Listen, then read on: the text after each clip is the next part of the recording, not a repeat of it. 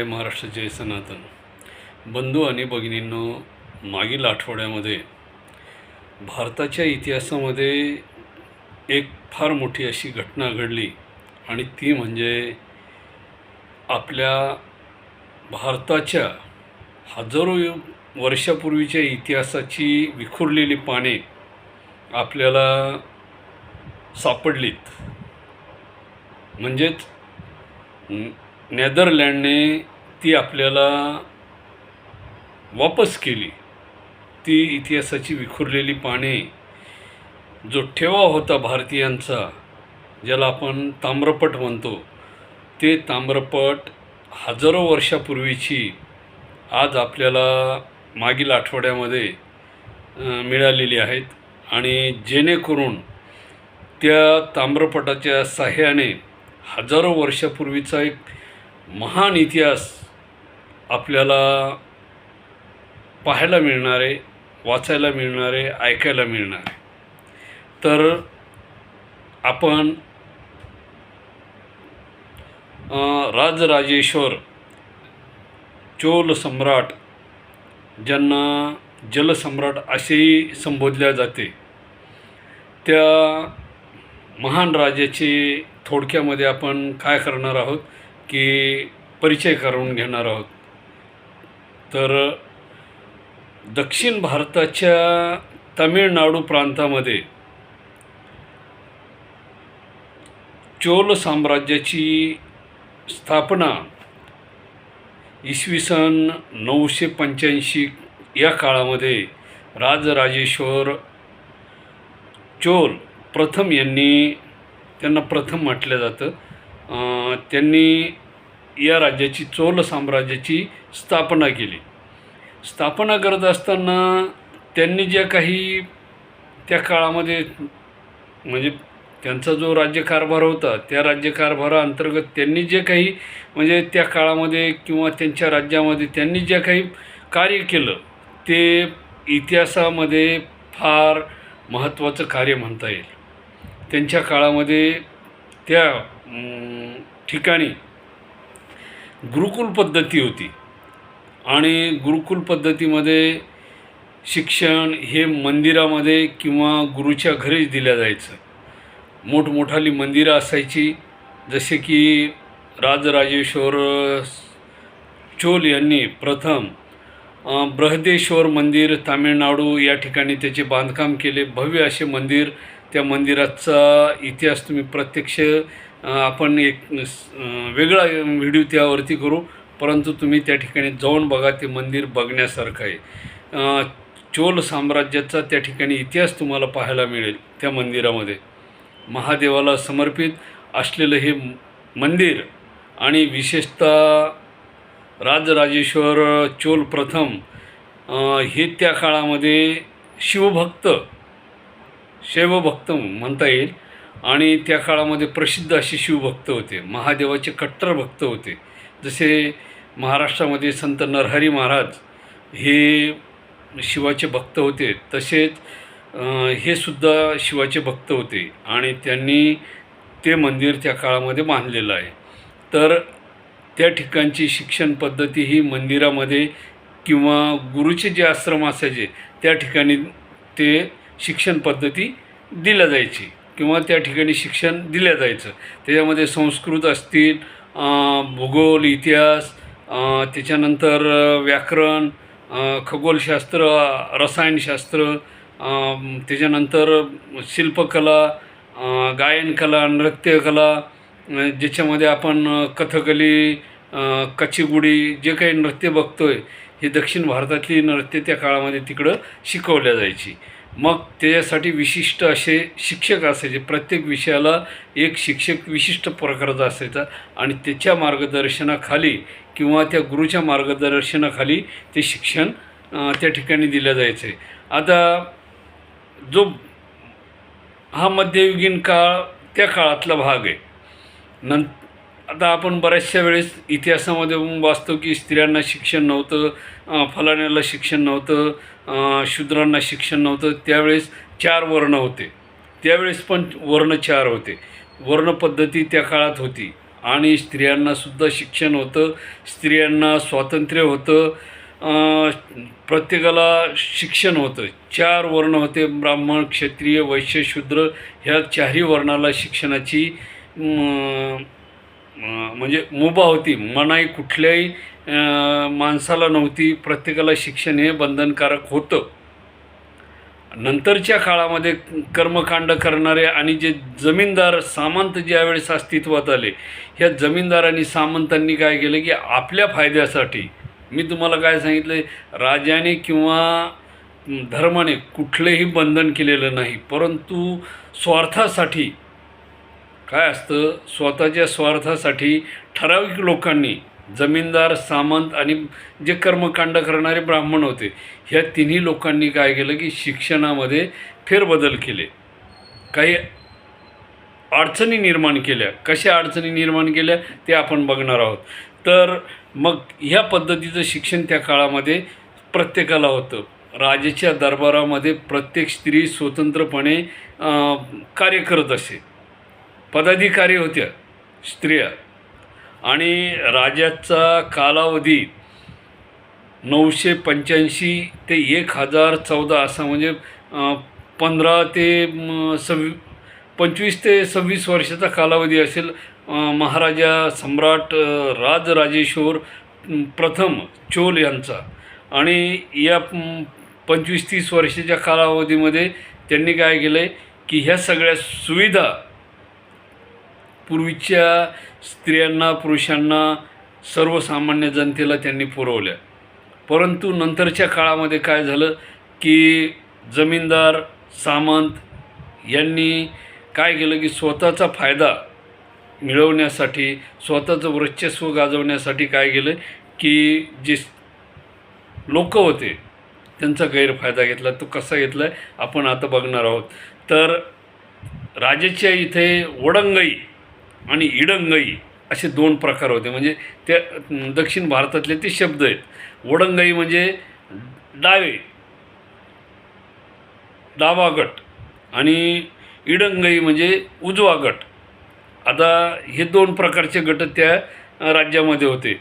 आता वडंगई जे गट होता त्यांनी काय करायचं, कष्टाची कामं करायची, शेतामध्ये काम करणे, शेत नांगरणे, वखरणे, पेरणी करणे, खळे करणे, तांदूळ लावणे, ज्या ठिकाणी सखल भागामध्ये पाणी साचतं त्या भागामध्ये तांदळाची रोपं लावायची, त्याचं पीक काढायचं. असे म्हणजे कष्टाची कामं ह्या वडंगई लोकांनी करायची, म्हणजे डाव्या लोकांनी करायची. आणि जे उजवा गट होता त्यांनी काय करायचं, व्यापार करायचा. मग ह्या व्यापार करणाऱ्या लोकांमध्ये कोण कोण होतं, तर याच्यामध्ये शिल्पकार, कारागीर, सुवर्णकार, त्याच्यानंतर व्यापारी असे लोक ह्या उजव्या गटामध्ये होते. हे 2 गट. आता या डाव्या गटामध्ये काही ठराविक लोक होते, त्यांना गावाच्या बाहेर, म्हणजे अतिशूद्र ज्यांना आपण म्हणतो आताच्या काळामध्ये, त्यांना गावाच्या बाहेर थांबण्याची परवानगी कोणामार्फत, राजा देत नव्हता. काय व्हायचं, हे जमीनदार, सामंत आणि जे कर्मकांड करणारे लोक होते ह्यांनी ही सिस्टम सुरू केली. काय केलं, ह्यांनी त्या लोकांना बाहेरच परवानगी दिली, गावामध्ये परवानगी नाही दिली. का, तर ह्यांचा फायदा कसा होता ते सांगतो. मग हे कष्टकरी करणारे जे लोक होते, यांच्या ज्या जमिनी होत्या, यांच्याकडे राजा 1 रुपया कर घ्यायचा. उदाहरणार्थ, थोडक्यात 1 रुपया कर घ्यायचा. जमीनदार, सामंत आणि कुलकर्णी किंवा जे कर्मकांड करणारे लोक होते यांनी काय करायचं आहे की राजाने 1 रुपया सांगितला आहे, मग ह्यांनी काय करायचं, 5 रुपये वसूल करायचे. कोणी, कुलकर्णी, देशपांडे वगैरे. आणि मग यांनी काय करायचं की त्या लोकांकडून तो कर घ्यायचा. मग हा कर घेण्यासाठी कुलकर्णी, देशपांडे कोणाकडे जायचे, हे गरीब मजदुराकडे जायचे. मग ह्यांच्याकडून आता जमीनदार आणि सामंतांनी त्या पद्धतीनं कर घ्यायचा. मग कोणाकडून घ्यायचा, कुलकर्णी, देशपांडे यांच्याकडून. आणि कुलकर्णी, देशपांडे यांनी काय करायचं आहे, 10 रुपये. आता जमीनदार कुलकर्णी आणि देशपांडेकडून किती घ्यायचा, 5 रुपये. आणि ह्या कुलकर्णी, देशपांडेंनी काय करायचं आहे, गरीब शेतकऱ्याकडून 10 रुपये कर घ्यायचा. म्हणजे काय व्हायचं की 10 पट रक्कम घेतल्या जायची. राजा किती घ्यायचा? 1 रुपया. पण हे किती घ्यायचे? 10 पट रक्कम घ्यायचे. म्हणजे हे काय करायचे? 5 रुपये आपल्याला ठेवायचे. 5 रुपये एका शेतकऱ्याकडून जमिनीचा कर जमीनदाराला किंवा सामंताला द्यायचे. मग ते टप्पेवारी जे काय असेल त्या पद्धतीनं, म्हणजे आताचे ज्या पद्धतीचे सरपंच, उपसरपंच, आमदार, खासदार त्या पद्धतीचे त्या काळामध्ये हे जमीनदार आणि सामंत आणि कुलकर्णी देशपांडे अशा लोकांची ती चेन सिस्टम होती. आताही तीच पद्धत आहे, फक्त नावं बदललीत. पूर्वीच्या काळामध्ये काय व्हायचं? कुलकर्णी देशपांडे, त्याच्यानंतर ते पोलीस पाटील, सरपंच, मुखिया, जे काय शब्द असतील त्या काळातले, आणि सामंत, जमीनदार, ठेकेदार, हे असे शब्द पूर्वीच्या काळात होते. मग ही चैन सिस्टम काय व्हायची? राजापर्यंत 1 रुपया जायचा. आणि मग राजानं त्या काळामध्ये लोकांच्या फायद्यासाठी मोठमोठाले तलाव वगैरे निर्माण केल्या, विहिरी निर्माण केल्या, पाण्याची सोय होण्यासाठी, शेतकऱ्याला जलसिंचन होण्यासाठी त्या काळामध्ये तलावाची निर्मिती महाराजा राजराजेश्वर यांनी केलेली आहे. मी सांगतोय म्हणून इतिहास माझ्यावर भरोसा ठेवू नका. तुम्ही इतिहासाची पानं चाळा. विखुरलेली इतिहासाची पाने चाळणं तुमचं काम आहे. मी सांगतोय म्हणून माझ्यावर विश्वास ठेवू नका. जी आता 30 ताम्रपत्र भेटलेली, त्याच्यामध्ये 24 ताम्रपत्रामध्ये काय काय उल्लेख आहे, त्याच्यामध्ये तमिळ आणि संस्कृत भाषेमध्ये त्याचा उल्लेख आहे. आणि राहिलेल्या 6 ताम्रपटामध्ये राजाच्या मुद्रा, त्याची चिन्ह, जे काही घोडा, सिंह, त्याच्यानंतर मासे, धनुष्यबाण, जे काही शस्त्र वगैरे असतील त्या काळातले, त्याचा उल्लेख त्या ताम्रपटावर आहे. म्हणजे तुमच्या लक्षात येईल. मी सांगतोय म्हणून माझ्यावर विश्वास नका ठेवू, तुम्ही अभ्यास करा. आणि मग अशा प्रकारचं हे शिक्षण प्रत्येकाला त्या काळामध्ये दिलं जायचं. आणि ह्या पद्धतीने ही चेन सिस्टम सारा वगैरे वसूल करायची. कोणामार्फत? या कुलकर्णी आणि देशपांडे यांच्यामार्फत. त्याच्यामध्ये हे जे मजूर लोक होते, शेतकरी लोक होते, ज्यांचे गरीब शेतकरी, मग दुष्काळ पडायचा, मग त्यांना ती जमीनदाराला, सामंताला विकावं लागायची. आणि यांना मग शेवटी काय करावं लागायचं? मेहनत मजदुरी करण्यासाठी या जमीनदाराकडं, सामंताकडं मजूर म्हणून काम करावं लागायचं. मग त्यावेळेस हे जमीनदार आणि सामंत काय करायचे? अशा गरीब शेतकऱ्यांचा फायदा बंधुआ मजदूर म्हणजेच वेठबिगार म्हणून त्यांचा वापर करायचे. आजही बऱ्याचशा ठिकाणी भारताच्या उत्तर भारतामध्ये बंधुआ मजदूर ही पद्धत आजही कायम आहे. तशा पद्धतीचं बंधुआ मजदूर हे जमीनदार आणि सामंत लोक त्या काळात ह्या लोकांचा गैरवापर करायचे. मग कधीकधी त्यांच्या स्त्रियाचासुद्धा हे जमीनदार, कर्मकांड करणारे सामंत हे त्या स्त्रियाचा वापर करून घ्यायचे. म्हणजे राजा बाजूलाच राहायचा, परंतु हेच गैरवापर करून घ्यायचे.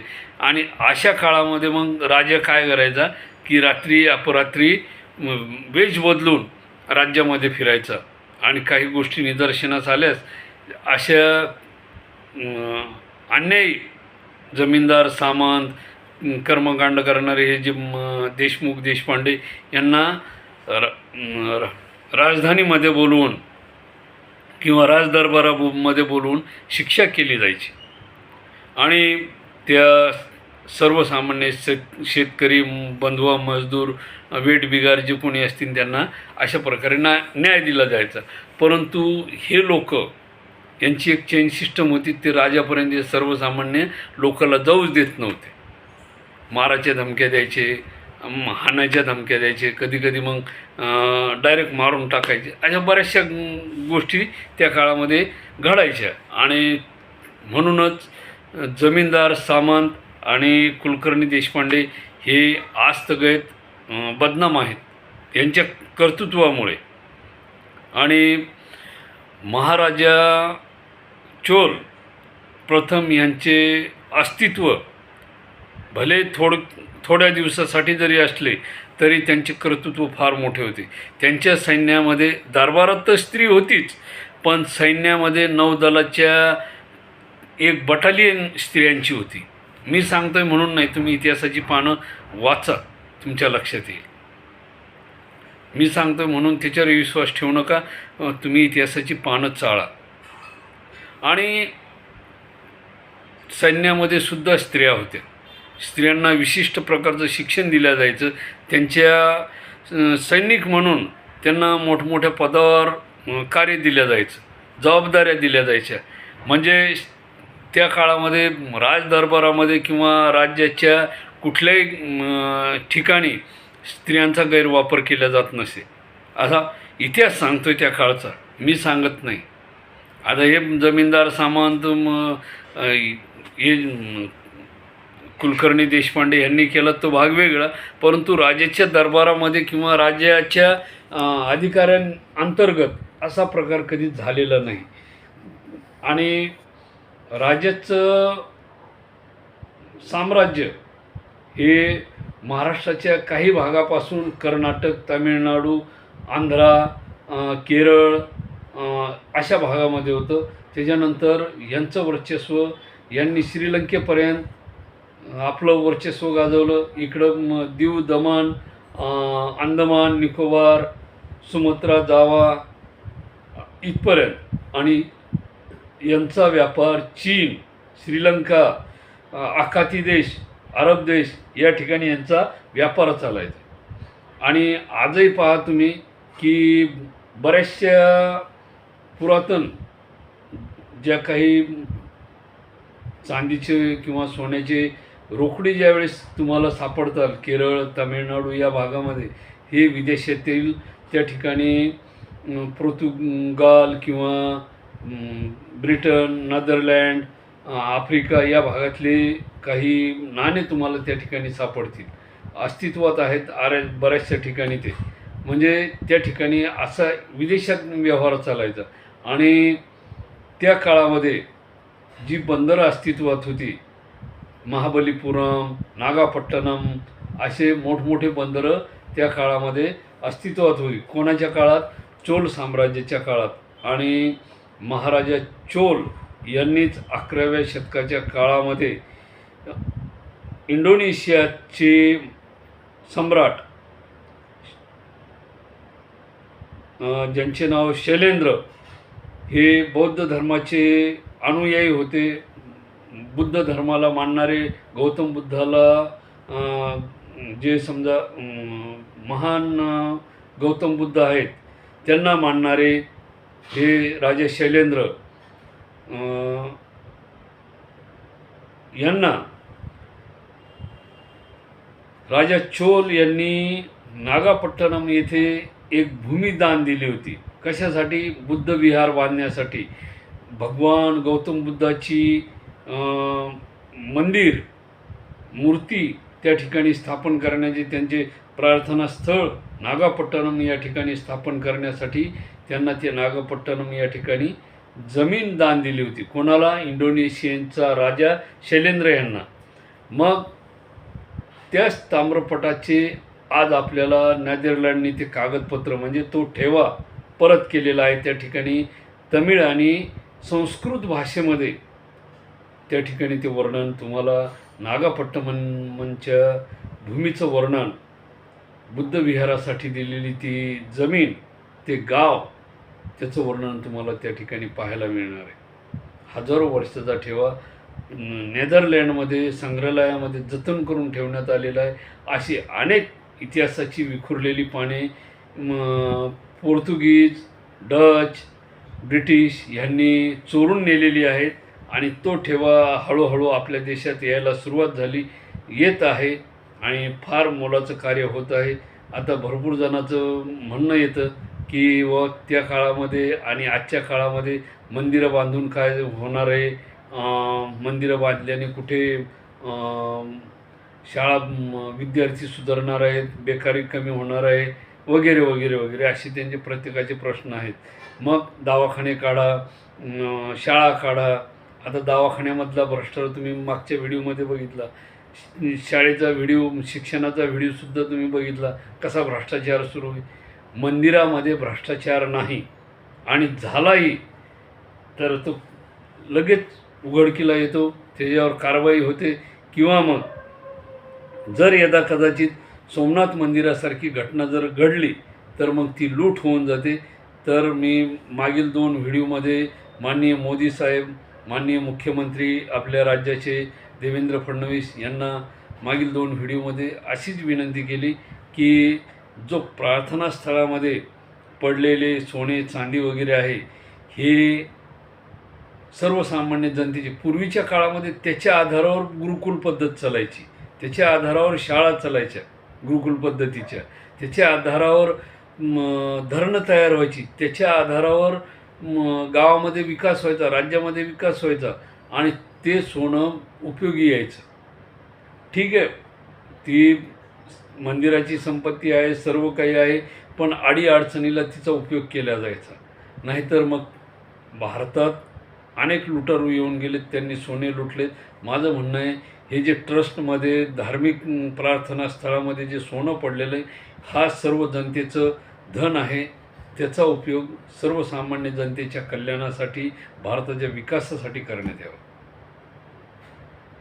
आपण पुढील भागामध्ये बघणार आहोत की चोल साम्राज्य हे कुठपर्यंत विस्तारलं होतं. जे राजेंद्र प्रथम चोल म्हणजेच राजराजेंद्र चोल यांचे पुत्र यांनी 1014 नंतर या राज्य विस्तार कसा केला, कुठपर्यंत त्यांनी आपली सीमा वाढवली, काय केलं आहे हे आपण पुढील भागात बघणार आहोत. जय हिंद, जय महाराष्ट्र. तुम्हाला हा दक्षिण भारतातील इतिहासाची पाने हा व्हिडिओ कसा आवडला, काय आवडला, मला लाईक करा, शेअर करा, सबस्क्राईब करा आणि तुमच्या लाईक करण्याने मला हे कळेल की तुम्ही माझ्या व्हिडिओला किती पसंती केली, किंवा तुमच्याकडे आणखी काही माहिती असेल दक्षिण भारतातील चोल, पल्लव, चेर, आणखी जे काही राजे असतील, यल्लम्मा देवी वगैरे, रुद्रम्मा देवी यांच्याविषयी, तर तुम्ही मला कळवा. आता या लोकांची मी जेवढी नावं घेतली तुमच्या लक्षात आले असेल की दक्षिण भारताचा बराचसा भाग तुमच्या लक्षात आला असेल की कितपत मला माहीत आहे. आणि ह्या नावावरून तुम्हाला लक्षात येईल की तुमच्याकडे जर काही माहिती असेल तर मला सांगा, मी माझ्या ज्ञानामध्ये भर करण्याचा प्रयत्न करीन. जय हिंद, जय महाराष्ट्र. धन्यवाद.